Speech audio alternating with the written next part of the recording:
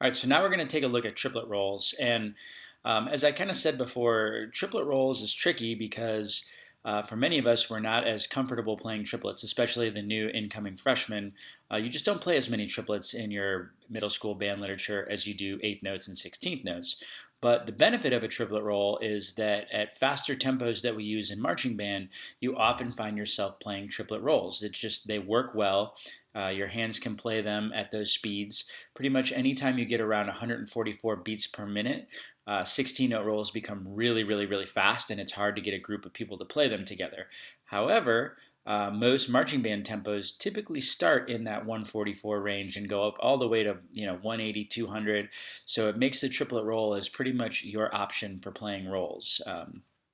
Now, as we get into this exercise a little bit, you will notice that it is relatively short, and you will notice that it has two practice tracks, one with no met and one with a met. So I'd highly recommend practicing with the met if you're a battery candidate and you're still struggling to get your feet in time with things. So obviously this video is just for battery candidates, but if you're somebody who's struggling to get your feet in time, definitely use the click.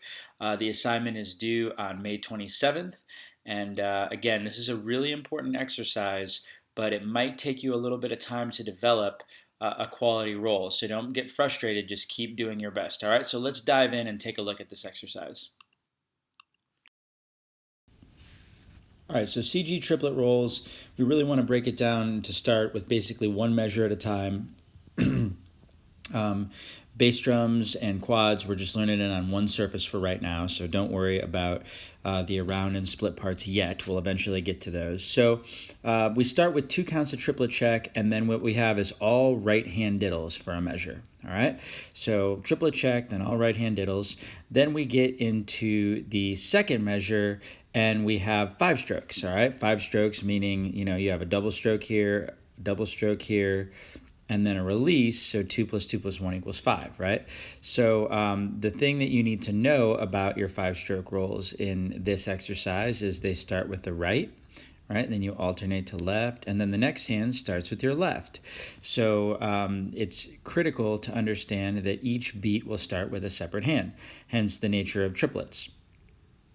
So first measure, triplet check, then all right hands, then triplet check, and then 5-stroke rolls that are on the beat. Then in the next measure, we have triplet check, and then all left hand diddles. All right? And then as we get into the next measure, very similar to before, we have the triplet check, and then we have what we call tap 5s. And we call it a tap roll when we start with a single note and then begin rolling. So whereas a roll, we just begin rolling, a tap roll starts with a single note and then you roll. So again, in this one, we have right, left, right, left, right, left, right. Diddle start on the left, right, left. And then the next beat is on the left, and the next diddle starts on the right. So again, the way that I would practice these are a measure at a time, and then I would likely from there sync up 2 bars at a time, right? And just work on those segments because they're kind of related, right? You have the all right hands, and then you have the 5 strokes that start on the right hand. Then you have all left hands, and then you have the 5-stroke that starts on the left hand. All right, at least the first one does anyway. All right, and then the next measure that we have is triplet check and roll for all triplets. And then we have triplet check and then a tap roll. All right, so again, break it down, like I said, a bar at a time.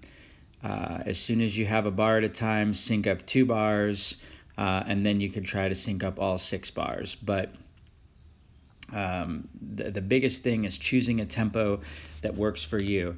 I would really suggest starting very slowly, like 60 beats per minute, then go to 70, then go to 80, then go to 90. I think that you're going to find that breaking it down at a slow tempo is going to make it similar to gallop, and it's going to give you a lot of control, and then you just work on staying relaxed. So now what we're going to do is we're going to watch a video of me kind of explaining how to roll a little bit for this exercise, and then after that we'll see a demonstration of the exercise. It's really important to keep your back fingers engaged when you roll. It's easy to kind of put the front fulcrum to do the work, but what happens then is we kind of get floppy diddles. All right, we want our wrist to produce every single stroke, And then our back fingers kind of give the stick a little bit of nudge to help get a quality diddle. Now, that's easier at a slower tempo like this, and it gets harder as we go faster and faster, but then you can do a little bit less work in the back of your hand the faster you go to really let the stick have some bounce, but again, we still want it controlled. So as you practice this exercise, make sure you don't just let your back fingers fly off, and you also want to make sure that you're not squeezing too hard. You've got to find that perfect middle ground to create an optimal diddle stroke.